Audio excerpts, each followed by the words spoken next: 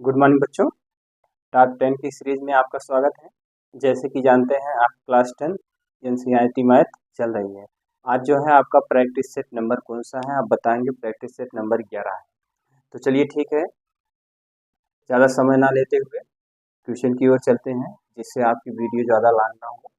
तो इसमें देखिए कह रहा है काश स्क्वायर ए बराबर 1/2 तो साइन स्क्वायर ए का मान क्या होगा, यही पूछ रहा है। तो आप इसको कैसे सॉल्व करेंगे। यहाँ देखिए आप इसको लिखेंगे, साइन कितना दिया गया है, साइन स्क्वायर ए का मान आपसे पूछ रहा है और काश स्क्वायर का मान कितना दिया गया, काश स्क्वायर ए का मान 1/2 दिया है, यही तो दिया है। तो अब देखिए ये स्क्वायर को इधर करेंगे तो ये क्या हो जाएगा, रूट में होगा। तो काश ए बराबर लिखेंगे 1/√2 लिखेंगे, ये होगा। पूरे का रूट लगाएंगे, एक का वर्गमूल 1 होगा, √2 का √2 ही लिखेंगे। काश ए बराबर क्या लिखेंगे, 1/2 किसकी वैल्यू है, तो आप बताएंगे ये 1/2 काश 45 अंश की वैल्यू है। अब यहाँ से ये इधर जाएगा तो इनवर्स में हो जाएगा, जब इनवर्स में होगा तो ये कैंसिल हो जाएगा। तो ए बराबर आपको कितना प्राप्त होगा, आप बताएंगे 45 अंश प्राप्त होगा। ए बराबर कितना प्राप्त होगा, 45 अंश प्राप्त होगा। जब ए बराबर 45 अंश प्राप्त होगा तो ये बताइए यहाँ आप क्या लिखेंगे, साइन स्क्वायर ए का मान क्या होगा। तो आप जानते हैं साइन स्क्वायर, तो ए की वैल्यू आपने कितना प्राप्त किया है, 45 अंश। यहाँ लिखेंगे साइन स्क्वायर, यहाँ लिखेंगे 45 अंश। तो यहाँ क्या लिखेंगे आप, यहाँ लिखेंगे साइन, ये बताइए साइन 45 अंश का मान होता क्या है, आप बताएंगे साइन 45 अंश का मान 1/√2 होता है। इसका वर्ग करेंगे, यहाँ वर्ग लगा है तो इसका भी वर्ग करेंगे, कितना होगा 1/2 होगा, यही आपका आंसर। इस टाइप के क्वेश्चन को आपको ऐसे ही सॉल्व करना है, ध्यान देंगे। काश ए बराबर इतना था तो काश स्क्वायर में था तो हमने काश ए बराबर कर लिया। तो फिर ए बराबर जब कर लिया तो ए बराबर क्या होगा, यहाँ काश कैंसिल हो जाएगा। ए की वैल्यू 45 अंश आ गई, यही ए की वैल्यू हमने लाके साइन स्क्वायर ए के स्थान पे प्रतिस्थापित किया। तो साइन 45 अंश का मान 1/√2 होता है। तो यहाँ वर्ग लगा है इसलिए यहाँ वर्ग लगा तो 1/2 हो गया, यही आपका आंसर हो गया। तो इस टाइप के क्वेश्चन को आपको ऐसे ही सॉल्व करना है। चलिए आगे चलते हैं, अगला क्वेश्चन देखते हैं। दूसरे क्वेश्चन में आपसे क्या कह रहा है, दूसरे क्वेश्चन में आपसे कह रहा है, देखिए आज तक आपने जितनी भी प्रैक्टिस सेट किए, यानी जितना भी आपने सेट को सॉल्व किया जो है, सब में आपने देखा होगा समांतर माध्य से और बहुलक से क्वेश्चन पूछे गए हैं। तो देखिए आज इसमें भी प्रैक्टिस सेट में भी बहुलक से क्वेश्चन पूछे गए हैं। ये प्रीवियस ईयर के क्वेश्चन मैं आपको करा रहा हूँ। तो देखिए यहाँ देखिए, बहुलक का मतलब ये होता है जो संख्या सबसे ज़्यादा बार रिपीट की हुई होती है वही आपका बहुलक होता है। तो देखिए इसमें सबसे ज़्यादा कौन सी अधिक रिपीट की है, क्या 36 की है, तो 36 एक बार है और कहीं 36 नज़र नहीं आ रहा है। 19 एक बार है, 25 देखते हैं, 25 दो बार है, 18 कितनी बार है, एक बार है। तो चलिए यहाँ देखते हैं, यहाँ देखेंगे 38, ये 38 देख लेते हैं, एक यहाँ है, एक 38 यहाँ है और एक 38 यहाँ है। तो 38 कितनी बार है, आप बताएंगे 38 3 बार है, और कहीं 38 है नहीं है।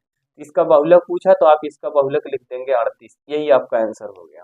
बस इतना ही जानना है, अगर आप इतना जान गए हैं तो क्वेश्चन आप गलत करके नहीं आएंगे, सही करके ही आएंगे। हमेशा हर एक प्रैक्टिस सेट में बहुलक से क्वेश्चन पूछा गया है। तो आप, हमको उम्मीद है आपको यदि प्रैक्टिस से बहुलक से अगर कोई भी क्वेश्चन आएगा तो बुक में नहीं पढ़े हैं, हमारे प्रैक्टिस सेट के साथ यदि बने हुए हैं तो उम्मीद है आप सारे क्वेश्चन करके आएंगे बोर्ड की पेपर में। ऐसा कोई पेपर नहीं रहेगा जो मैं आपको प्रैक्टिस सेट में ना कराया हुआ। तो चलिए चलते हैं आगे, देखते हैं तीसरा क्वेश्चन देखते हैं। तीसरे क्वेश्चन में आपसे क्या कह रहा है, तीसरे क्वेश्चन में आपको दे रहा है साइन, यहाँ लिखेंगे साइन थीटा बराबर कितना लिखेंगे, 15/17 लिखते हैं। अब यहाँ लिखा गया काट स्क्वायर थीटा का मान ज्ञात करना है। तो यहाँ पहले एक चित्र बना लीजिए, किसका बनाएंगे, साइन थीटा का। ये देखिए साइन थीटा बराबर लंब बटा कर्ण होता है, ये लंब है, ये क्या है, कर्ण है, यही है।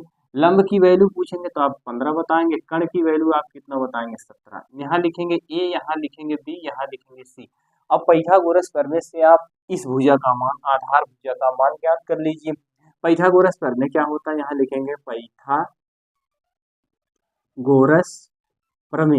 पाइथागोरस प्रमेय क्या होता है, यहाँ लिखेंगे आप कर्ण का वर्ग बराबर, कर्ण का वर्ग बराबर लिखेंगे लंब का वर्ग प्लस आधार का वर्ग, ये हो गया। कर्ण भुजा क्या है आप बताएंगे, बीसी है, तो यहाँ क्या लिखेंगे, बीसी का वर्ग करते हैं। लंब भुजा क्या है, एसी है, तो एसी का वर्ग करते हैं, ध्यान दीजिएगा। आधार भुजा क्या है, एबी है, तो एबी का वर्ग करते हैं। अब इसको क्यों निकाल रहे हैं, क्योंकि आप जानते हैं cos थीटा की वैल्यू निकालनी है। तो बीसी का मान कितना दिया गया, आप लिखेंगे 17 का वर्ग करेंगे। और एसी की वैल्यू कितनी दी गई है, 15 दी गई है, 15 का वर्ग करेंगे। एबी की वैल्यू आपको ज्ञात करनी है। 17 17 में कितना होगा, चलिए 17 गुणे 17 कर लेते हैं। कितना हो जाएगा, 7 7 49 हो जाएगा, 7 1 के 7, 7 4 11 हो गया, 7 1 के 7 हो गया, 1 1 के 1 हो गया, 4 हो गया, और ये कितना हो जाएगा आपका, 7 7 49 होगा। यहाँ ये 9 हो गया, यहाँ भी 9 लिखेंगे, और उसके बाद 7 1 कितना हो गया 8, यहाँ कितना हो गया 2, यहाँ कितना लिखेंगे 289 लिखते हैं। 15 15 में कितना होता है आपको पता है, 225 होता है, 225 लिखेंगे। यहाँ क्या लिखेंगे, ए बी का वर्ग करते हैं, ये हो गया। अब यहाँ क्या लिखेंगे, 289 को ऐसे लिखेंगे, 225 को 289 के पास लाएंगे, और लाने के बाद इसको आप घटा देंगे तो कितना आ जाएगा, जो आएगा वही आप इसको यहाँ लिखेंगे। यहाँ ए बी का वर्ग हो गया, इसको घटाएंगे 4 हो गया, इसको घटाएंगे इसमें से 6 हो गया, 2 2 कैंसिल हो गया, ए बी का वर्ग लिखते हैं। यहाँ लिखेंगे आप ए बी बराबर कितना लिखेंगे, 64 रूट में हो गया। ए बी बराबर कितना हो गया, 8, यही आपका आंसर हो गया। किसका आंसर होगा, ए बी का होगा। ए बी की वैल्यू कितनी हो गई आप बताएंगे, 8 हो गई। लेकिन आपसे पूछा है काट स्क्वायर थीटा का मान, काट स्क्वायर थीटा। अब ये बताइए काट स्क्वायर थीटा लंब बटा कर्ण से निकाल लीजिए, नहीं पता है तो एल ए एल बटा क्या लिखेंगे, के ए, साइन कास टैन कोसेक सेक काट। काट क्या लिखेंगे, लिखेंगे आधार बटा क्या लिखेंगे, लंब। ये अब देखिए ये काट का इतना होता है आधार बटा लंब। अब यहाँ देखिए वर्ग है, ये भी आपका वर्ग में ही चलेगा। यहाँ क्या लिखेंगे, काट स्क्वायर थीटा बराबर आधार क्या है 8 है, और लंब क्या है 15 है, तो 15 लिख लेते हैं। समझ में आ रहा है कि नहीं। ये देखिए काट थीटा बराबर आपका होता है आधार बटा लंब, तो आधार बटा लंब हो गया। यहाँ स्क्वायर में था इसीलिए इसको भी स्क्वायर में कर दिया हम। यहाँ देखिए अब यहाँ 8 ढाई कितना होगा 64, 15 15 में कितना होगा 225, यही आपका आंसर हो गया। यही आपको याद करने के लिए कह रहा था। उम्मीद है आपको किसी भी प्रकार की कोई असुविधा नहीं हुई होगी। पाइथागोरस प्रमेय से हमने इसको सॉल्व करके लिख दिया। चलिए आगे चलते हैं, अगला क्वेश्चन देखते हैं। अगले क्वेश्चन में आपसे क्या कह रहा है, क्वेश्चन नंबर 4 में चलते हैं। क्वेश्चन नंबर 4 में आपसे क्या कह रहा है, क्वेश्चन नंबर 4 भी आपको पाइथागोरस प्रमेय की ही तरह सॉल्व करना है। पाइथागोरस प्रमेय यदि ना सीखे हो तो उसको हमारी वीडियो को जाके देख लीजिए, जब मैं चैप्टर वाइज पढ़ा रहा था तो सारी चीज़ें हमने आपको बताया था। तो चलिए ठीक है, यहाँ चलते हैं आगे देखते हैं। कह रहा है यदि दो संकेंद्रीय वृत्तों की त्रिज्याएं 4 सेंटीमीटर 5 सेंटीमीटर है, तो एक वृत्त की जीवा की लंबाई जो दूसरे वृत्त को स्पष्ट करती है। पहले आप सुन लीजिए संकेंद्रीय वृत्त कहते किसे हैं। संकेंद्रीय वृत्त के बारे में हमने आपसे चर्चा किया था। संकेंद्रीय वृत्त वह वृत्त होता है जिसका केंद्र 1 हो, त्रिज्या 2 हो, उसे संकेंद्रीय वृत्त कहते हैं। तो आप एक संकेंद्रीय वृत्त बना लीजिए। यहाँ मैं एक संकेंद्रीय वृत्त ये बना दिया, ये हो गया आपका। आप वृत्त बनाइएगा ढंग से। ये देखिए एक वृत्त हो गया आपका ये। अब इसके बाद एक इसके अंदर भी वृत्त है ये। अब ये इसका केंद्र है, यानी इस दोनों वृत्त का केंद्र एक ही है। ऐसा वृत्त जिसका केंद्र एक हो उसे संकेंद्रीय वृत्त कहते हैं। अब देखिए कह रहा है एक वृत्त की त्रिज्या 4 सेंटीमीटर। देखिए ध्यान से सुनेंगे, एक वृत्त की त्रिज्या 4 सेंटीमीटर, यानी छोटे वाले वृत्त की त्रिज्या कितनी होगी 4 सेंटीमीटर होगी। तो चलिए 4 सेंटीमीटर कर देते हैं।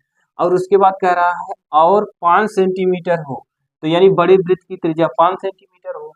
तो चलिए ठीक है, अभी उसको भी खींच रहे हैं। 5 सेंटीमीटर एक वृत्त की जीवा। अब कह रहा है एक वृत्त की जीवा, अगर बड़े वृत्त में जो जीवा खींचते हैं, बड़े वृत्त में जो जीवा खींचेंगे वह छोटे वृत्त को आपको स्पर्श करेगी। तो चलिए ठीक है, यहाँ मैं बड़े वृत्त की एक जीवा खींच देता हूँ इस तरह से। ये जीवा हो गई, इस जीवा का नाम ए बी कर देते हैं, इस केंद्र का नाम ओ कर देते हैं।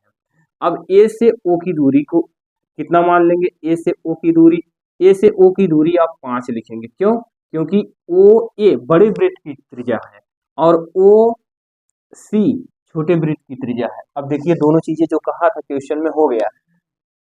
संकेंद्रीय वृत्त में एक की जीवा 4 है, दूसरे की जीवा 5 है, और स्पर्श एक जो जीवा है वह एक वृत्त की जीवा है तो दूसरे वृत्त की स्पर्श रेखा है, यही है ना। तो अब यहाँ से देखेंगे आपको किसकी वैल्यू ज्ञात करनी है, आपको ज्ञात करनी है ए बी की वैल्यू ज्ञात करनी है, ए बी की वैल्यू ज्ञात करनी है।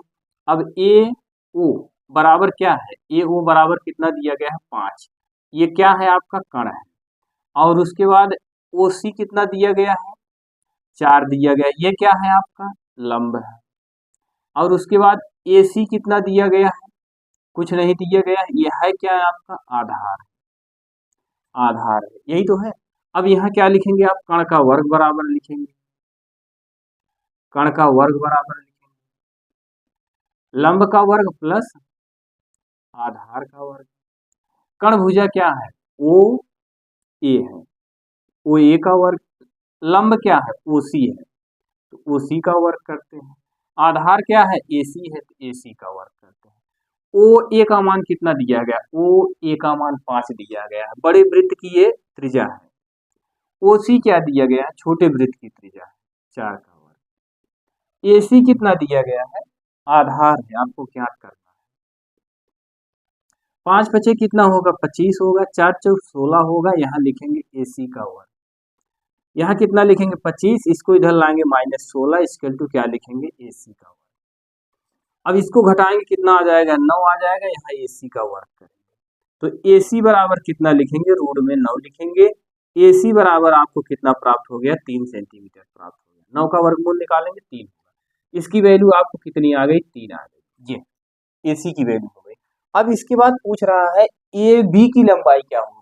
जब आप ए सी का मान ज्ञात कर लिए हैं तो ए बी का मान भी ज्ञात कर सकते हैं, कैसे, यहाँ लिखेंगे ए बी बराबर लिखेंगे, क्या लिखेंगे 2AC, क्यों लिखेंगे, आप जानते हैं किसी वृत्त की स्पर्श रेखा केंद्र से जीवा पे लंब होता है, इसको 2 बराबर भागों में विभाजित करता है, जितना यहाँ से यहाँ तक की लंबाई होगी AC की लंबाई होगी उतना CB की लंबाई होगी।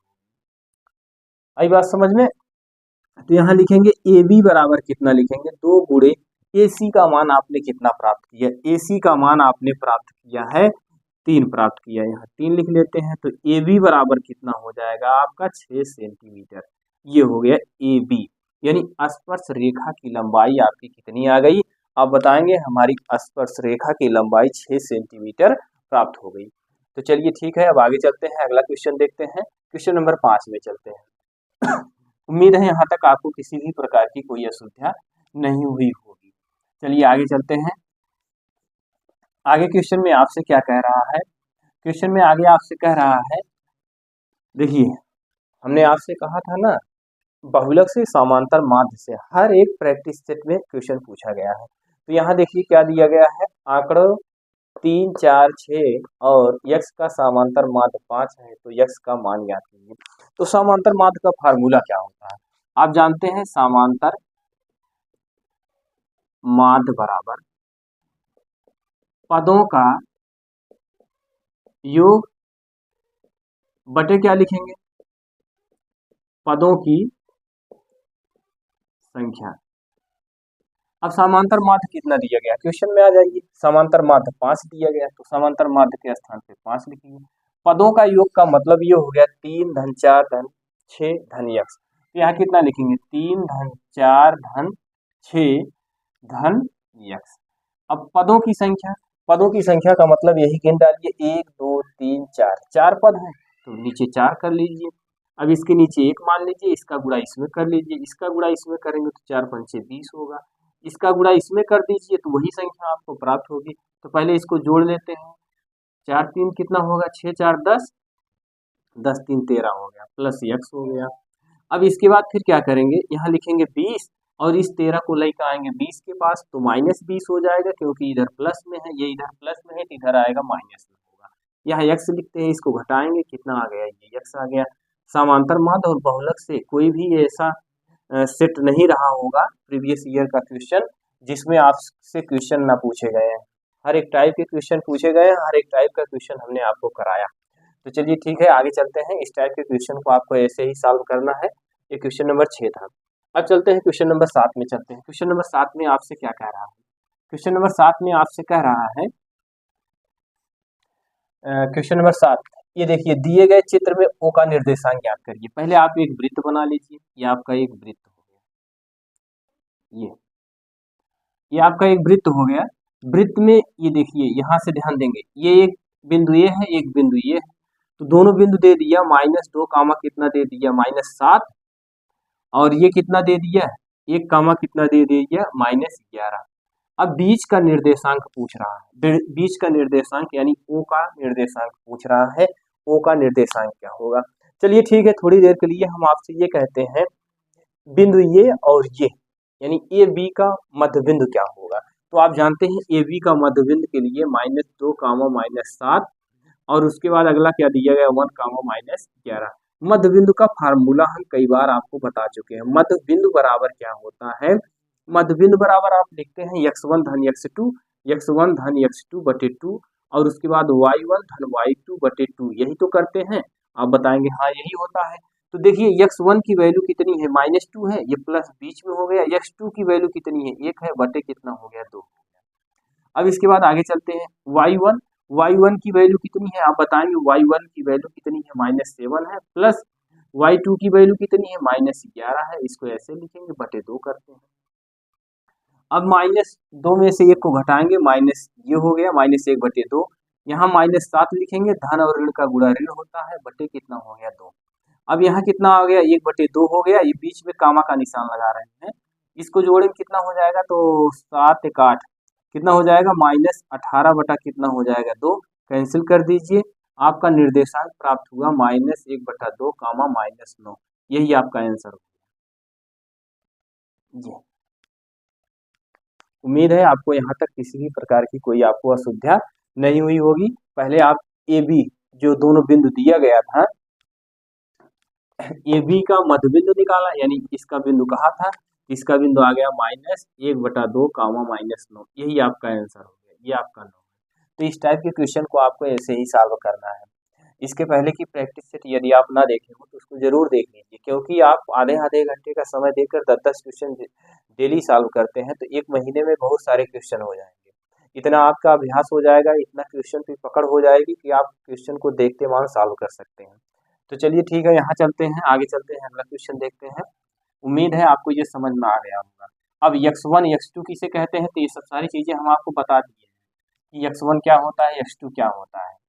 पहले वाले निर्देशांक को x1 y1, दूसरे वाले निर्देशांक को x2 y2 मान लेते हैं, ऐसे ही मान के सॉल्व करते हैं। द्विघात समीकरण आपको दिया है, 3x² दिया गया है, माइनस कितना दिया गया 4x -6 0। कर आप विविधकर ज्ञात कीजिए। विविधकर का मतलब यहाँ t बराबर b² -4ac की बात कर रहा है। यदि यहाँ से a का मान पूछते हैं, a का मान आप कितना बताएंगे 3 बताएंगे, b का मान पूछते हैं तो -4 बताएंगे, c का मान पूछते हैं -6 बताएंगे। यही है, पहले a b c का मान निकाल लीजिए। विविधकर की बात कर रहा हूँ, विविधकर का फार्मूला होता है b² -4ac।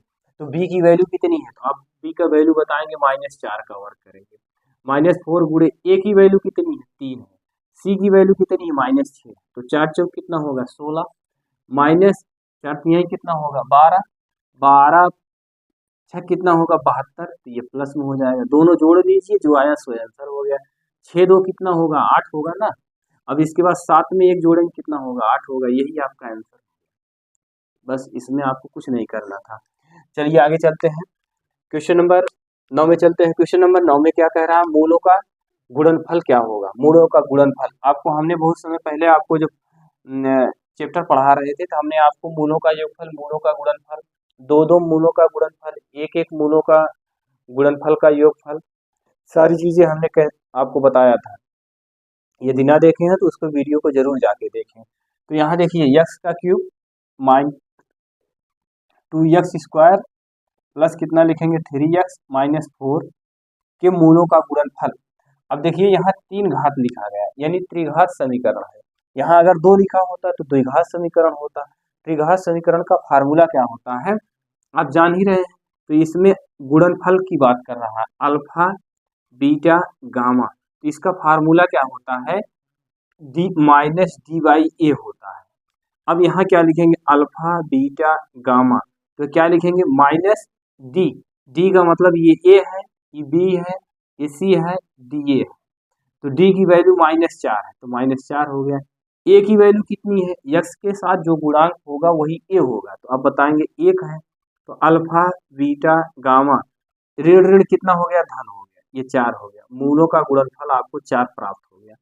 अगर इसी में अगर ये दो घात समीकरण होता, अल्फा बीटा दो घात समीकरण होता, तब गुणनफल की बात किया होता, तो इसका सूत्र होता c/a, तब ये होता।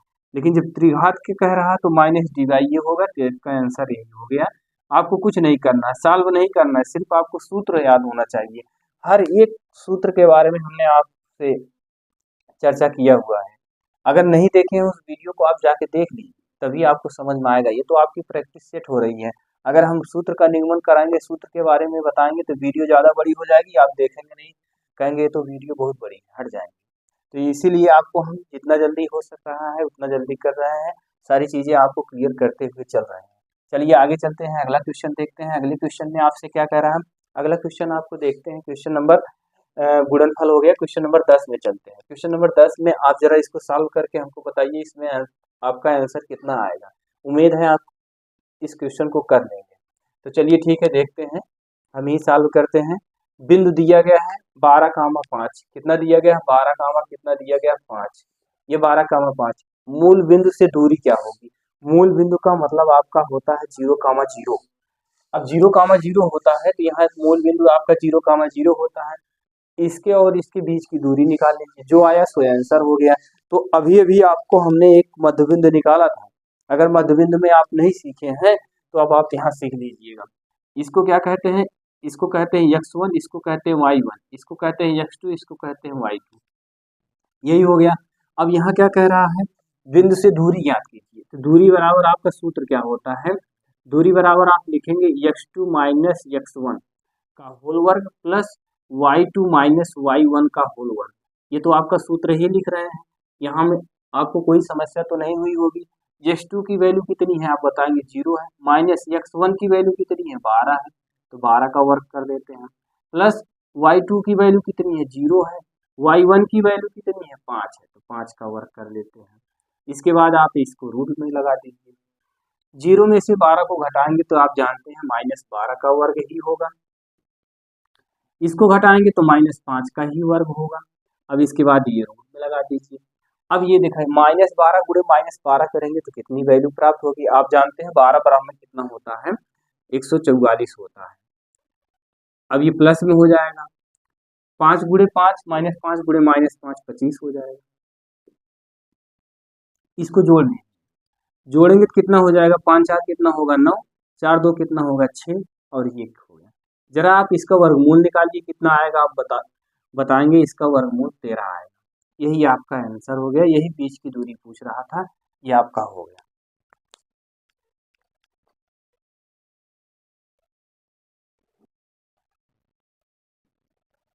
चलिए ठीक है, आपने देखा कि दूरी मूल बिंदु से और दो बिंदुओं के बीच की दूरी कैसे निकाली जाती है, उसको आपने प्राप्त कर लिया। अगर इस वीडियो में कहीं भी किसी भी प्रकार की कोई भी असुविधा हो तो उसको आप जरा एक बार कमेंट करिएगा, और कौन सा क्वेश्चन है, क्वेश्चन नंबर भी डाल के वहाँ कमेंट करिएगा उस क्वेश्चन को, जिससे आने वाले प्रैक्टिस सेट में हम उस क्वेश्चन को दोबारा ले सकें। और हाँ, यदि इसके पहले की वीडियो आप ना देखे हो तो उस वीडियो को आप जरूर जाके देखिए। जब तक आप देखेंगे नहीं तब तक आपको समझ में नहीं आएगा।